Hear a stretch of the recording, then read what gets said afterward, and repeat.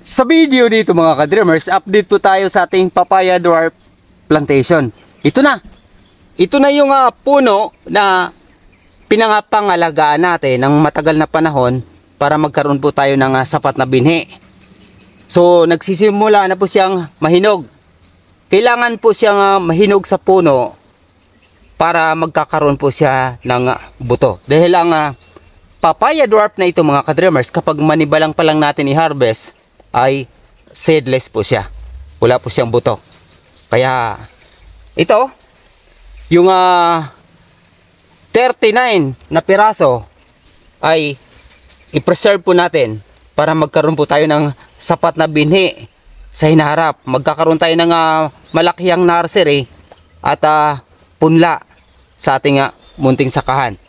Salamat sa Diyos. At yung katabi naman mga ka-dreamers, ayan, kabila. Marami na rin bunga. So sa ngayon, nasa 15 puno po yung tuluyang namumunga ng ating papaya dwarf. Yung isa naman ay kakaiba, medyo mas maraming buto po ito. Yung lahi na ito ng papaya dwarf. Share po natin yung ating video at sa hinaharap mamimigay po tayo ng binhi at nursery na kapag pinalad po tayo. God bless.